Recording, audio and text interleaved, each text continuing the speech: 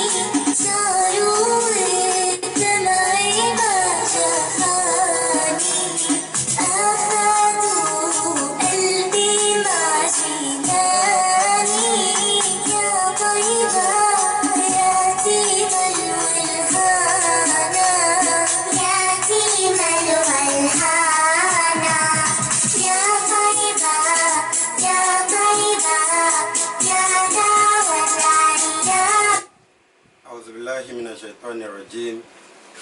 بسم الله الرحمن الرحيم إن الحمد لله نحمده ونستعينه ونستغفره ونتوب إليه من شرور أنفسنا ومن سيئات أعمالنا من يضلل الله فهو المهتدي ومن يضلل فلا هادي له أبدا أنا أشهد أن لا إله إلا الله وحده لا شريك له وأشهد أن سيدنا ونبينا محمدا عبده ورسوله أرسله بالهدى ودين الحق لينصره على دين كله ولو كره الكافرون. السلام عليكم ورحمة الله وبركاته. Adá ọpẹ́ fún Ọlọ́run, adá ọpẹ́ fún Ọlọ́run, adá ọpẹ́ fún Ọlọ́run. Ọlọ́run dákun ọpẹ́ wa náà Ọlọ́run má jẹ́ àdúpẹ́ túláàsì o n tá ń dúpẹ́ lé lórí tí ilẹ̀ mọ́ bá lé nìyí kílẹ̀ tó sú Ọlọ́run má jẹ́ ó dẹkùn fún wa. Àwa kí gbogbo ẹ̀yin olùgbọ́ wa nílé lóko lódò lẹ́yìn odi wípé ẹ kú àmójúbà wa fún tọ̀sẹ̀ tòní. Ètò yín ètò wa náà ní Báríkà Jímọ̀ tí wọ́n bá afẹ́fẹ́ wọ làkàdé ìjà ní gbogbo ọjọ́ Jímọ̀. Tá a bá ń sọ nípa Báríkà Jímọ̀ ètò kan ni tó jẹ́ pé ó ti ta gbangba yíká alé ó ti ta gbangba yíká oko. Tá a bá ti parí ètò kọ́ọ̀lù wa máa pé kọ́ọ̀lù ránṣẹ́ adúpẹ́ lọ́wọ́ yín o àmọ̀rírì yín o lágbára Ọlọ́run iná ò ní tán owó yín gbogbo ẹ̀yin olùgbọ́ wa. Láì ní dènà pẹnu orúkọ tèmi ni Nurudeen Ahmed Ọlálékan Àlàbí MC Babadọ̀là àwọn tèmi ń pè mí nígboro. So mo wá kí wa yí pé assalamu alaikum wa rahmatulahi wa barakatuhu. Ẹ ṣé ní wọ́n ní pé tá a bá ti débi iṣẹ́ ṣíṣe là á ṣe àwọn ntaamọ́ gbéyẹ̀wò lórí ètò wa ètò yín ètò Báríkà Jímọ̀ ètò tí ń sọ fún wa wípé ìwọ tó bá jẹ́ mùsùlùmí òdodo wọn ò gbọ́dọ̀ máa pẹ̀ràn Jímọ̀ lójú rẹ kọ́ wá bẹ̀rẹ̀ láti máa ta drafti kọ́ bẹ̀rẹ̀ lásìkò gbà yẹn ló gbé lúdò jáde kọ́ wá jẹ́ pé lásìkò tí ń pèrún Jímọ̀ ni wọ́n ń dá kọ́sítọ́mà rẹ̀ lóhùn gbogbo àwọn nǹkan tá a máa ń sọ nínú ètò yìí nìyẹn. Ṣùgbọ́n ọlọ́tọ̀ ní tòun ọ̀tọ̀ ó wá lọ kọ́lé rẹ̀ sáàyè ọ̀tọ̀ ní láàfin tòní yìí ṣe. Ẹ rí i pé lẹ́gbẹ̀ẹ́ mi lápò ọ̀tún mi mo ní àlejò pàtàkì tó jẹ́ pé ẹni àyẹ́sí ni wọ́n tí mo gbé wá láti wá bá wa yànnàná bí tí aroko ti sí lọ́sẹ̀ tó kọjá aláàfẹ́ sọ nípa ààwẹ̀ ládá tí ń bẹ fáláwẹ̀ àti ẹ̀san oore tó yẹ pé tó bá rí inú ayé ń bí yóò tún padà rí lọ́jọ́ yámàlẹ̀kì yámọ́tì. Ibẹ̀ la fẹ́ sọ sí lọ́sẹ̀ tó kọjá kó tó rí pé àkókò ó kó wa ní papámọ́ra, ṣùgbọ́n ọba náà ni kò tí ì bàjẹ́. Àwọn àfáà tí wọ́n mọ oyún ògbìn nínú karahun bó tilẹ̀ jẹ́ yí pé àsáládífá fún àwòdì lọ́wọ́ agbẹ́bọ tó so bí ewé ẹ̀yìn ara lé àfáà wa wá sojú àwọn àfáà wa náà ni omi ẹ̀kọ́ náà ni, ṣùgbọ́n ẹnu onípọ̀n láti gbọ́ pọ̀n, ẹnu ọlọ́fà báyìí náà láà láti máa gbọ́ mọ́tá ẹ̀yọ ìfẹ́ gbàdò lọ́wọ́ wọn kéegi. Àfáà wa ẹ dákun ẹ bá wa dárúkọ yín fún àwọn tó ń gbọ́ wa ńlé, ẹ ṣe méjì pọ̀ lẹ́ẹ̀kan náà, lẹ́yìn tẹ́ bá ti dárúkọ yín yẹn ẹ bá wa kí wọn ní kíkí tó lóore jù. Bismillah. A'udhu billahi minash shaitani rajim. Mo kí gbogbo ẹ̀yin etí tó ń gbọ́ wa nílé. Ọlọ́run jẹ́ kí etí náà kò jẹ́ kó òǹgbẹ. Ọlọ́run bá dáa yóò fún wa ní dáadáa ẹ̀. Kí n kíkí wa ní kíkí ọlá tó jẹ́ ti Islam pé assalamu alaikum wa rahmatullahi wa barakatuh. Wa alaikum salam wa rahmatullahi wa barakatuh. Orúkọ tèmi ni Shakirullahi Komarudin tí mo jẹ́ akọ̀wé fún àwùjọ Jama'atu Ta'awunil Muslimin eléyìí tẹ ẹ̀ka tìpínlẹ̀ Ọ̀yọ́ tó fi agbègbè òpó Iyọ̀sà tó fi ṣe ibùjókòó sí. Lẹ́ẹ̀kan sí mo kí gbogbo ẹ̀yin ará mi etí tí ẹ fi ń gbà tó jẹ́ fi ń wò kò ní di kò sì ní fọ́ lọ́lá aláwọ̀ rẹ̀. Ẹ ṣé àlejò wa, Ọlọ́run ò ní jẹ́ kí ohun yín ó há,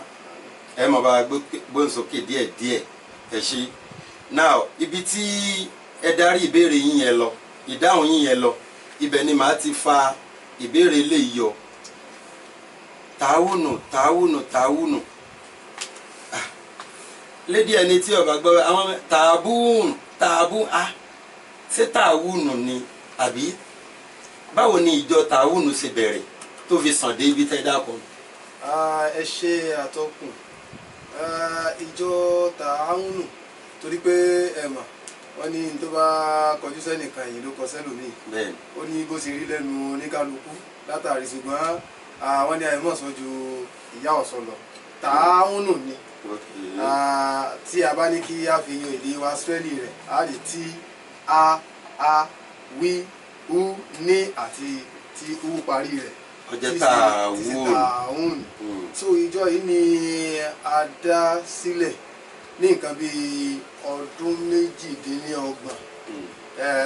yóò pé ọ̀sẹ̀ kan náà lókùn tí ó fi pé ọdún 28 ẹ̀yẹ tó túmọ̀ sí 1994 ní ẹnìkan tí a ń pè ní Sheikh Daoud Imran Mọ́láàsán ní ìlú Ìwó àti àwọn péréte kan tí Sheikh pè wọ́n papọ̀ pé ẹ wá nǹkan báyìí nǹkan báyìí wò ẹ mọ̀ pé ẹni tí èèyàn bá pọ̀ tán gbé nǹkan kalẹ̀ ẹnìkan náà lọ́wọ́ kọ̀ọ̀kan fi ìròrí yẹn sí ní ọkàn, ẹnìkan ní ó kọ̀ọ̀kan máa rò lọ́lọ́run gbé sílẹ̀ mi tí ó wà á fi lọ àwọn yòókù pé àwọn máa ń ro nǹkan báyìí táwọn yòókù yẹn bá tẹ́wọ́ gbà wọ́n tẹ́wọ́ gbà nù, ṣùgbọ́n ọkọ̀ ẹni tó ti kọ́kọ́ jáde náà òun náà lọ́lọ́run fẹ́ ló tara rẹ̀ gbé sáde gẹ́gẹ́ bó ṣe fi iṣẹ́ rán oríṣiríṣi àwọn ànábì. Àwọn ni wọ́n kọ́ fún ní mẹ́sẹ̀jì tó fẹ́ rán wọn, àwọn ni wọ́n sọ pé ntọ́lọ́run rán mi nì sani tí Ọlọ́run gbé ìròrí yìí sílẹ̀ mi òun náà ni Sheikh Daoud Imran Mọ́láàsán tí wọ́n pe àwọn tí wọ́n kọ́kọ́ jọ bẹ̀rẹ̀ àwùjọ yẹn ní ọdún 1994 nínú Ìwó lọ́hùn kí ó tó wá di pé Ọlọ́run sọ di nǹkan tó fi wá di pé láàrin ọdún 1999 sí bóyá tí 2000 tó fi dé Òpó. Ó ti dáhùn àyè míì náà lóríṣiríṣi ní Ìbàdàn, Àrèmọ, Agbowó, Mọ́nàtàn, ṣùgbọ́n ti Òpó tó padà wá jẹ́ olú ilé ẹgbẹ́ òun ní òní 1999 òun náà ni Ọlọ́run ní kí àáfàá wa tí wọ́n jẹ́ adarí wa tí wọ́n lọ kéwú níwò káwọn náà bá ìròyìn yẹn pàdé tí wọ́n sì dé. àáfàá wa Sheikh Abdulrasheed Daoud Rọ́jí kọ́lọ́njà rí wọn pé òun náà ni wọ́n dé láti wò tí àwọn náà dẹ̀ fi ìjọ yẹn lọ́lẹ̀ ní agbègbè Òpó àtàgbègbè rẹ̀ látìgbà náà tí Ọlọ́run sì ti ń kún wọn lọ́wọ́ tó fẹ́ débi tí ó fẹ́ dé. Olúwa yóò bá wa san yín ní ẹ̀san rẹ̀. Àmín. Jolash FM ìbẹ̀lẹ̀ tí ń gbọ́ wa, Jolash TV and radio méjèèjì la púpọ̀ o. Ẹ̀yin náà ẹ lè gbé polówó yín wá,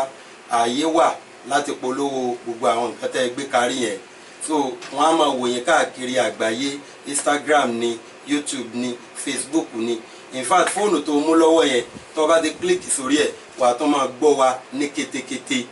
Àwọn kan ti ṣe onígbọ̀wọ́ abala ibi tá a wà yìí o, kó tó rí pé máa tẹ̀síwájú nínú àwọn ìbéèrè yín, ẹ jẹ́ ká dókè lọ́nà. Àríkẹ́ máa ṣé fóònù mi kọ́ ló ń tẹ̀ yẹn. Mọ́mí ẹgbẹ́ ẹ̀jẹ̀ wí fẹ́ pèlè mi tàmá jà kọ́ mi. Ó yára mú fóònù mi.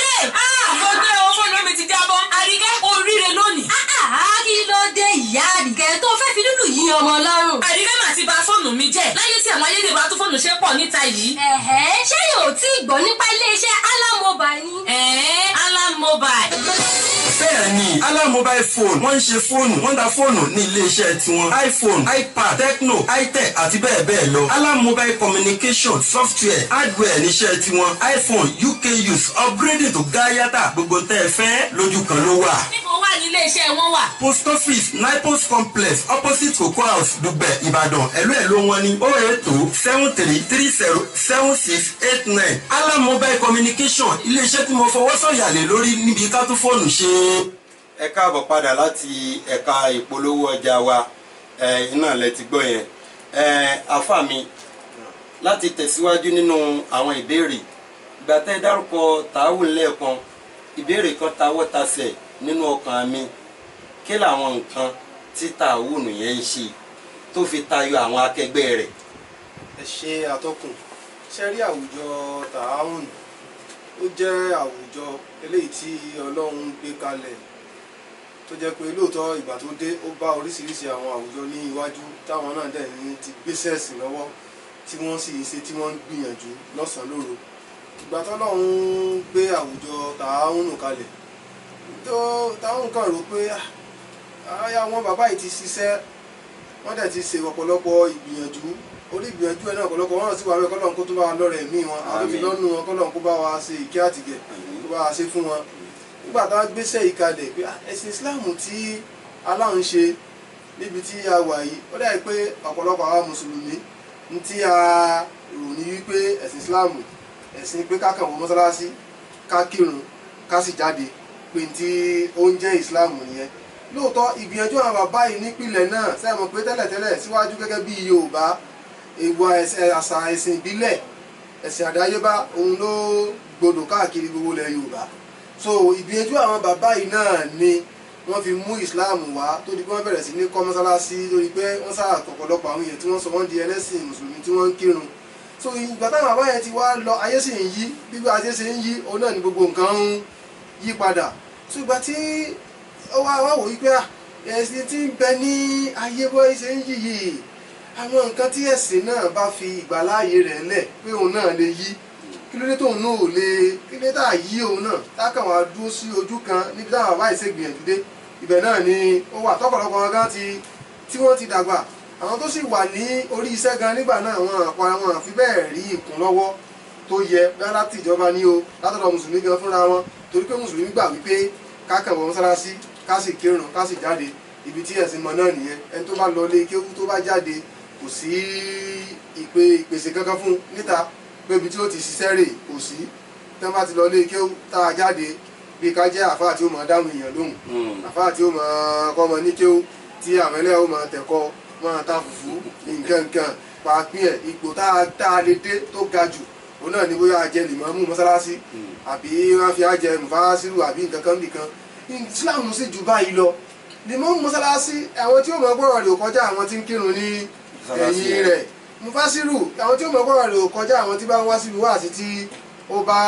tó bá gbé kalẹ̀. Aráyé sì nídìí mẹ́sẹ̀gì Islam, aráyé nídìí ọ̀rọ̀ Ọlọ́run láti gbọ́, aráyé nídìí kí l'Ànábì sọ kí l'Ọlọ́run sọ lórí Islam. Bí ọ̀pọ̀lọpọ̀ àwọn nǹkan ní bẹ lórílẹ̀ ayé táwọn èèyàn mọ̀ bóyá ṣé ẹ̀sìn wa ti gbà láàyè àbẹ́sìn wa ò gbà láàyè, pé oníṣìn à ń sọ̀rọ̀ òṣèlú, à ń sọ̀rọ̀ ká ṣiṣẹ́ ká gbogbo àwọn nǹkan yìí. Ọ̀pọ̀lọpọ̀ mùsùlùmí ló ń gbé sábẹ́ àkídà pé tó bá ti dọ̀rọ̀ òṣèlú o àgọ́rọ̀ dá sí o, tó bá ti ṣe gbá o àgọ́rọ̀ ṣe gbá o, tó bá ti ṣàwó o. Ìyẹn àwọn tó lọ́n fún lórí tààwùn bá náà wípé àwùjọ gẹ́gẹ́ bí àwùjọ tààwùn òun náà kó náà dìde kó tún ṣègbìyànjú tiẹ̀ láti jẹ́ kí mùsùlùmí ó mọ̀ wípé ìjọ tààwùn ẹ̀sìn Islam kì í ṣe ẹ̀sìn mọ́sálásí nìkan, mọ́sálásí gangan kì í ṣe ilé kákìrò nìkan, oríṣiríṣi oríṣiríṣi akitiyan ló yẹ kó máa lọ́nu mọ́sálásí gẹ́gẹ́ bó ṣe wà láyé ànábì ilé ẹjọ́ ni ilé ìpàdé ni oríṣi ibẹ̀ náà ti ń sọ̀rọ̀ àdúgbò ibẹ̀ náà ti ń sọ̀rọ̀ ìlú ẹnìkan yàn mí jẹ ẹnìkan ṣe gbàgbọ́ náà ti ń jókòó ṣe gbogbo oríṣiríṣi ojúṣe ló ń lọ́nu mọ́sálásí ẹni tó ní ìdìrànlọ́wọ́ ládùúgbò nínú mọ́sálásí wọn ti ń kéde rẹ̀ ẹni tí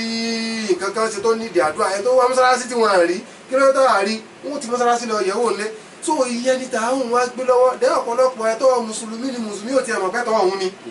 èyí tó sì mọ̀ pẹ́tọ́ ọ̀hún ni wọ́n ṣe kí ni wọ́n tí ò tẹ̀ wá lọ́wọ́ bóò láti gbẹ̀tọ́ wa bóò ni mùsùlùmí gan ó ṣe mọ̀ pé ẹ̀tọ́ wa ni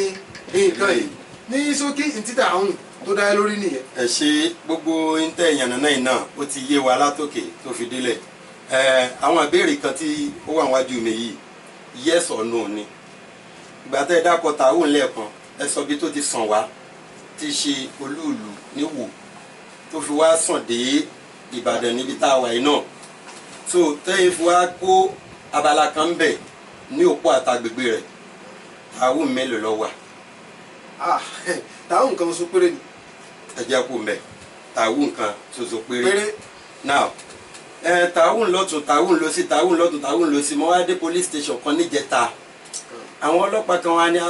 ọpẹ́lọpẹ́ àwọn tààwọn yẹn o ọpẹ́lọpẹ́ àwọn tààwọn yẹn o ẹdún náà fẹ́ẹ́ tó ń ṣe security ni. àìṣeun atọ́kùn ṣe rí ara tí mo ti ní ẹ̀kan mo sọ wípé ọ̀pọ̀lọpọ̀ nǹkan làwọn èèyàn ò fojú sí pé ara ètò Islam ni tó yẹ pé tí wọ́n bá ta wá rí gan á ta kété sí i ká mọ̀ dà sí i ọ̀ká mọ̀ ní eléyìí ò dáa èyí ò ṣe gbá èyí ò ṣàwo mo sì sọ pé mọ́sálásí táwọn òyìn sẹ́ ilé olú ilé ìjọba ni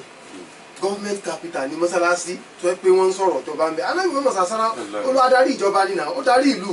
so gbogbo tá a bá sì pe nǹkan níjọba gbogbo ètò ìgbáyégbádùn òun náà ní ń bẹ lábẹ́ ìjọba ìjọba orílẹ̀-èdè Nàìjíríà káwọ ìgàn oríṣiríṣi ministries ló ń bẹ lábẹ́ rẹ̀ kìí ṣe ìjọba ojú kan bẹ́ẹ̀ náà ní Islam oríṣiríṣi ẹ̀ka Islam ló ní ká dáàbò bo dúkìá àwọn èèyàn nílùú nígbà tẹ́ bá sọ pé àwọn èèyàn fẹ́ jọ́sìn fọ́lọ́hun wọ́n fẹ́ sin lọ́hun ṣé ẹni tí ò rí fọkànbalẹ̀ ẹni tó lè já ilẹ̀kùn ẹ̀mọ́ lórí tó wá bá lóru tó gba gbogbo dúkìá tó ní tó kó dúkìá rẹ̀ lọ ọlọ́run ti àdúrà wọ́n tún mú ìyàwó rẹ̀ lẹ́gbẹ̀ẹ́ wọ́n tún gùn lórí mọ́lẹ̀ sẹ́rù rẹ̀ ni yóò wá kírun ní sí ìdájí ṣé yóò wá kásùnbà abẹ́ni tí ó ń lọ síbi iṣẹ́ tó lè parí ẹ̀ lọ́nà gbogbo owó tí ń fi ń tajà nǹkan tí wọ́n gbà á ṣé yóò rántí àìlà kún fẹ́ káìlà nínú fàyàbalẹ̀ lèèyàn ti lè ṣẹ̀sìn tí ò bá sí fàyàbalẹ̀ ẹ̀sìn ò ṣeé ṣe ikú mọ́sálásí náà sọ yìí gan tí ò bá sí fàyàbalẹ̀ tí wàhálà bá ẹwọ́ bá tí gbogbo ẹ̀ ń dàrú káàkiri tí ètò ààbò tí ó fẹ́ ṣe díẹ̀ nípínlẹ̀ wa lẹ́nu ọjọ́ mẹ́ta yìí ẹ rí i pé tàtà ní lọ mọ́sálásí gan tá ń fẹ́ lọ mọ́sálásí níbi tí ò bá ti sí ètò ààbò Islam ló ní ká wá pèsè ètò ààbò yìí fáwọn èèyàn kí wọ́n fi lè rí Ọlọ́run ọba wọn sìn kí wọ́n fi gbé ìgbésí ayé tó lálàáfíà torí pé lábẹ́ ìgbésí ayé tó lálàáfíà tó nílọ́rùn èèyàn lè fi lọ́lọ́run sìn èyí ló fà á títà òun fi wá dá ètò ẹ̀ka elétò ààbò wúlẹ̀ tó sì ń ṣọ́ àwọn àdúgbò káàkiri pẹ̀lú bí kápá rẹ̀ ṣe mọ láì gbà kọ́bọ̀. Olúwa yóò mọ sọ agbára dọ̀tun ìbéèrè yẹn mo nífẹ̀ẹ́ sí bí ẹ ṣe bá mi yànnàná rẹ̀ yẹn ó ti yé Ọlọ́run yóò gbà ní ìbádà fún wa ẹ̀yin tí ẹ ń béèrè káàkiri pé tàwọn ò mọ tó bá ṣe nǹkan ìwọ náà mọ wùwà tí ọ̀dà àdúgbò tó lálàáfíà lónìí gbogbo wọn kò sí bí wọ́n ṣe sọ̀rọ̀ tí wọ́n ní sọ̀rọ̀ tàwọn yẹn sọ́wọ́dà kí èèyàn má lè forí lóṣùkà kìí ṣe security yẹn nìkan ni tàwọn wà fún o ẹ gbọ́ bí ẹ ṣe yànnàná rẹ o ó ti yé ẹ̀ka kan ni nínú ẹ̀ka tàwọn mo sọ wípé jazakumullahu khairan jasa Olúwa yóò mọ bá wa sọ agbára dọ̀tun now abala tí ó kù yìí a lọ sí ojú ọjà a lọ gbọ́ ìpolówó ẹyọ kan tó kù lélẹ́yìí tí wọ́n ṣe onígbọ̀wọ́ rẹ̀ tá a bá ti wá gbọ́ ìpolówó yẹn tán ẹ wá bá wa bọ́ sórí wáàsí eléyìí tí orúkọ mọ̀báríkà Jímọ̀ gangan tá a máa ṣe ní gbogbo ọjọ́ mẹ́jọ nílé iṣẹ́ wa Jolash RTV ní gbogbo ọjọ́ Jímọ̀ so ẹ wá bá wa bọ́ sórí ẹ̀ ládá tí ń bẹ fẹ́ ń tọ́ bá gbààwẹ̀ bí òfin so ìjìyà tí ọbẹ̀ fẹ́ ń tọ́ jẹ́ ipò lágbára tí ó gbààwẹ̀ ṣùgbọ́n tí ò gbà so ìyún lẹ́bàá wa yànnàná oore tí ń bẹ ń bẹ ẹ ń bá ṣaláwẹ̀ lẹ́nu gan kí ló yẹ kó gbà ṣégeṣe kó ti gbà nù ládàá mi mọ́kò ládàá mi lọ èmi náà sí lẹ́nu ṣé ládàá tó sì yàn lẹ́nu sódẹ́kù ṣé ládàá tá a sí lẹ́nu náà sódẹ́kù ẹ̀jẹ̀ adókè lọ́nà tá a bá ti padà dé ẹ wà bá yànnàná rẹ̀. Màmá Àjàsù, ẹni àwọn ìlànà lákò. Èmi ti rí àlá àti tèmi o. Tèmi náà ti rí tèmi. Mi ò mọ̀ bóyá ọkọ Afọlábí náà ti rí tiwọn. Ó ti pe nọ́mbà ọkọ Afọlábí kò lọ. Ẹ jẹ́ ká lọ sílé wọn wo. Àgọ́ lé o. Àgùnfẹ́ni tó ń bọ̀. Ẹ ká san ọkọ Afọlábí. Èé ṣe táàrí yín bá sọ̀rọ̀ láti bí ìjẹta. Ẹ má mà bínú, bẹ́ẹ̀ làbí ni fóònù mi ló mú mi láti jẹta. Gbogbo ìyànjú mi lórí ẹ̀ pé kó lè bá a ṣiṣẹ́ pàbó ló já sí. Àwa ti rí àlá àti tiwa o. Èmi ò tí ì rí tèmi o, yé ẹlẹ́dàá mi o. mo ṣe oríire o ẹlẹ́dá mi mo dúpẹ́ o wò Afọlábí fóònù mi tó ní kò lè ṣiṣẹ́ mọ́ rè o. Òótọ́ mọ̀ ni. jọ́ tí wọ́n rí pé dọ̀ọ̀nà ròpin báyìí. Ọgbọ́n wo ló wá dá sí? ilé-iṣẹ́ sí dọ́kẹ́ mà ní. Sidon Phone Care Center ilé-iṣẹ́ kan àrà ọ̀tọ̀ tó gbóúnjẹ fẹ́gbẹ́ tó tún gbà wọ́n bọ̀ níbi ká tún fóònù ṣe. Sidon Phone Care Center. Àwọn ọ̀nà àbáyọ fún gbogbo òkè ìṣòro fóònù. Wọ́n ń ṣe fóònù, wọ́n ń ta fóònù. iPhone, Infinix, Tecno, Itel, Samsung, àti àwọn fóònù accessories. Vodacom battery tó yanrantí. Ṣájà fóònù tó jójúlówó pẹ̀lú upgrading tó gáyàtà. Gbogbo tẹ́ ẹ fẹ́ lójú kan ló wà. Sidon Phone Care Center number 9 Isola building Queen Elizabeth Road Mọ́kànlá roundabout Ìbàdàn. Ẹ̀lú wọn ni 0802-879-9579 tàbí 0807-377-7225. Sidon Phone Care Center ilé-iṣẹ́ fóònù tó jójúlówó. màmá. Ẹ káàbọ̀ padà láti ojú ọjà. Abala bíi tí a kán lù yìí gẹ́gẹ́ bí mo ṣe yànnàná rẹ̀ lẹ́ẹ̀kan, òun náà ni abala wáàsí eléyìí tí ó kó ọ̀rọ̀ àwẹ̀ wa sínú. Àwọn àfáà wọn bá ṣe wáàsí náà láàrin ìṣẹ́jú 5. So abala ẹlẹ́ẹ̀kejì tí mo fẹ́ kẹ́ ẹ máa fọkàn sí tí ń bọ̀ lọ́nà ó ní wáàsí ìta gbangba eléyìí tí àwùjọ Jama'atu Ta'awunul Muslimin tí wọ́n fẹ́ ṣe ní ọ̀la sátidé. Wọ́n á kéde rẹ̀ lójú ẹsẹ̀ tí wọ́n bá ti parí lecture yẹn láàrin ìṣẹ́jú 5. Bismillahi falyatafaddal maskura. أعوذ بالله من الشيطان الرجيم بسم الله الذي لا يضر مع اسمه شيء في الأرض ولا في السماء وسماء عليم. ká má gbára wa ní àsìkò lẹ́ẹ̀kan sí mo kí àwa tí à ń wò wá tá à ń gbọ́ wa Ọlọ́run bá ara yóò san wá lẹ́san lórí. Ààwẹ̀ gbígbà pàápàá eléyìí tí àwa nù rẹ̀ tá a bá wo inú Islam a ti gbọ́ oríṣiríṣi ìbánisọ̀rọ̀ ìṣítí lórí Ramadan ṣùgbọ́n nínú Islam ààwẹ̀ póríṣiríṣi nítòsí rọ̀mọ́ póríṣiríṣi bákan náà ládàbẹ̀ náà póríṣiríṣi. Ààwẹ̀ Ramadan ó jẹ́ kan nínú àwọn òpó 5 tọ́lọ́run fi gbé ẹ̀sìn Islam tó fi gbèrò. Wọ́n ní ẹ̀sìn Islam kéèyàn tó di mùsùlùmí ká tó lè gbà pé èèyàn ní ìmánì èèyàn jẹ́ mùsùlùmí a tó lè máa pè lẹ́lẹ́sìn Islam ó gbọ́dọ̀ ṣe nǹkan 5. Nínú nǹkan 5 yẹn ẹlẹ́ẹ̀kẹta abẹ̀ wá ní ààwẹ̀ Ramadan ntọ́lọ́ ń pè náà nìyẹn sọ́ọ̀mù Ramadan pé ẹ á gba ààwẹ̀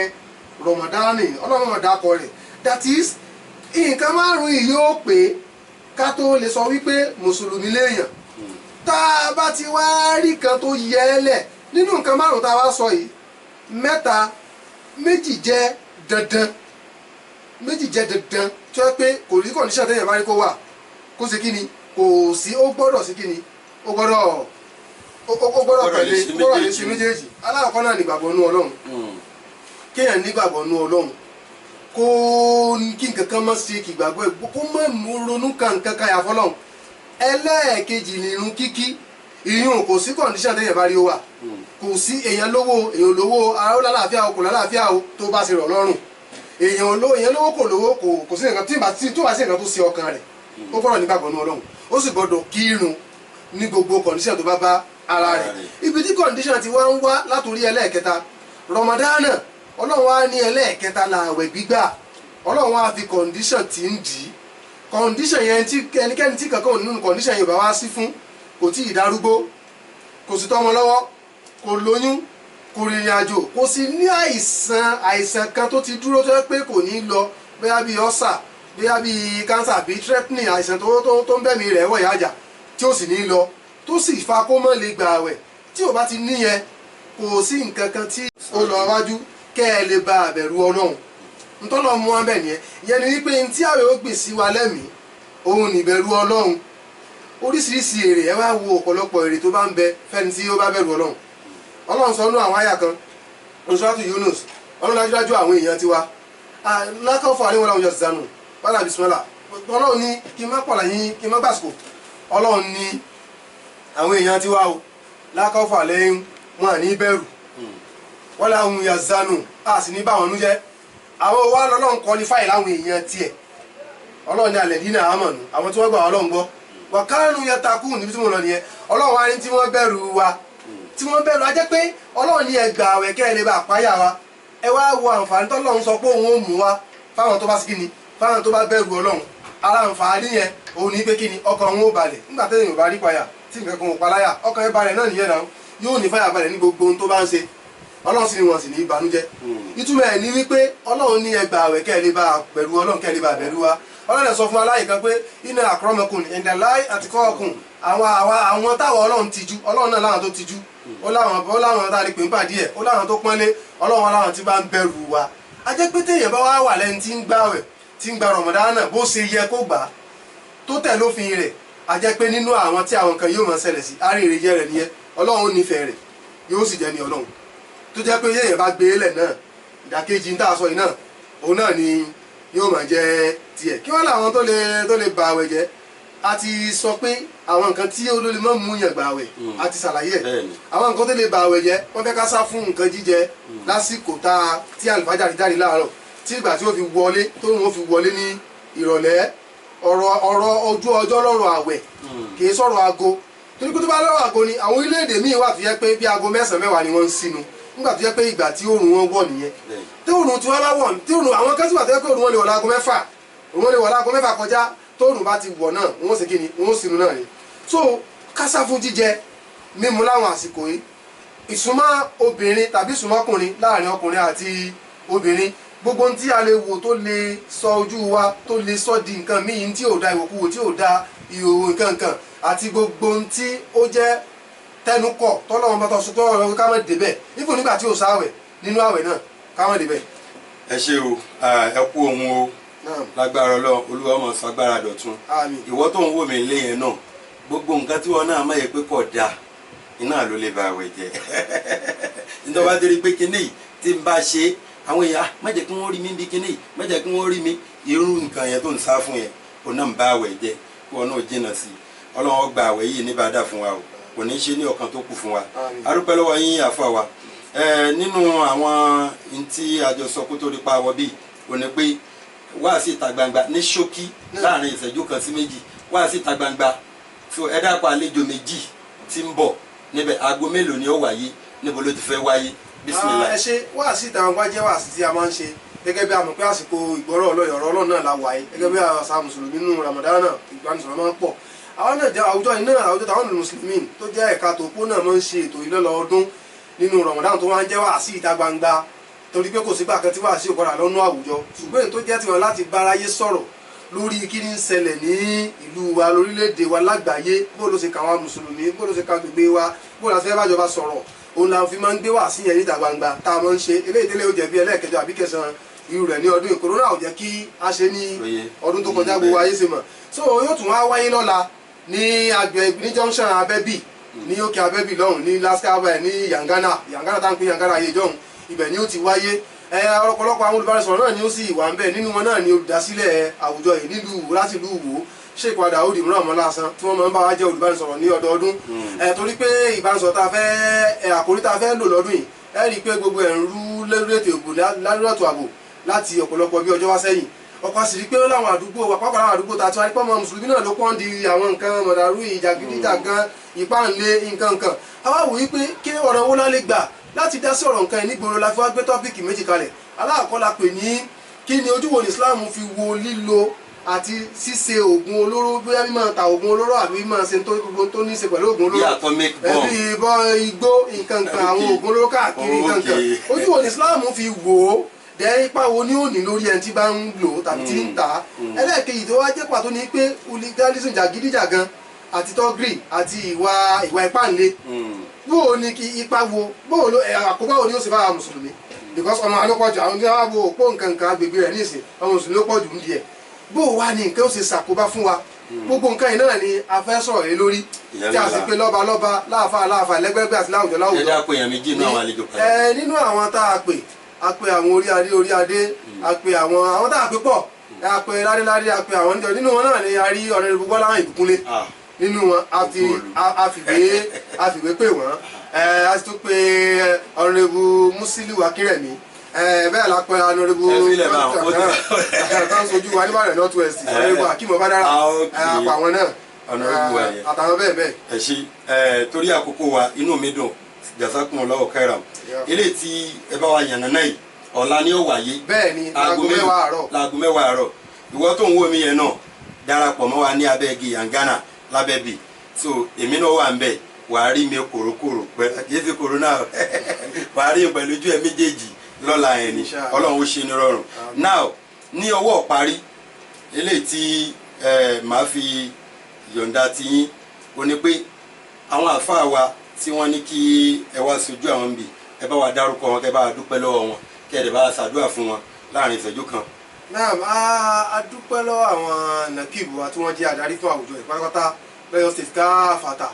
àpẹẹrẹ ni wọ́n jẹ́ o tí ò bá jẹ́ sábàbí wọn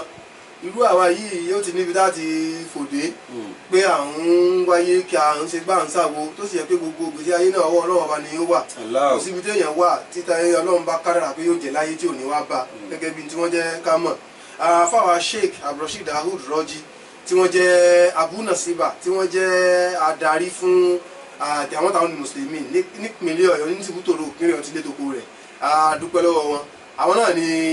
látúndì kan tí ó tóbi wọ́n ní ká wá sojú àwọn pẹ̀lú ògo Ọlọ́run tó bá tún dijọ́ mi ọjọ́ rí yóò wù àwọn gan láti wà ní orí ètò yìí tí a rí wọn tá gbádùn wọn dáadáa ẹgẹ́ bá wa ti mọ́ ń gbádùn wọn bọ̀ láti ọjọ́ yìí a dúpẹ́ fún àsìpẹ́ lọ́hùn kọ́lọ́hùn bá aláàkójẹ́ kádùn wọn pé kó máa lọ́rẹ̀ mí wọn. àmín àmín ẹ bá wa kí wọn tí ẹ bá délé ǹjẹ́ lórúkọ ìgbìmọ̀ aláṣẹ ìkànnì yìí Jolash RTV èmi tí mò ń bá yín sọ̀rọ̀ ní àti bíi wákàtí bíi mélòó sẹ́yìn àìbí ìṣẹ́jú bíi mélòó sẹ́yìn ní ká pè Nurudeen Ahmed lórúkọ mi ní sáláì má dúpẹ́ lọ́wọ́ àwọn tí wọ́n jẹ́ alátẹ̀rọ̀gbọ̀jì tí wọ́n dọ́kọ̀ dúró de ọlọ́sùnsún Mr. Saheed Makinde aláṣẹ àti olùdarí Sidor Phone Care Center ẹ ṣé o mo kí pàdé mi ìmùlẹ̀ mi Mr. Musibau Nasir Alam Mobile Communication kókó ọ̀sìn làwọn wà mo wá fi àsìkò yìí kí ọ̀rẹ́ mi pàtàkì pàdé mi lò náà Mr. Olúwafẹ́mi Aláwọdé Kòtòrò ní gbogbo ayé mọ̀ sí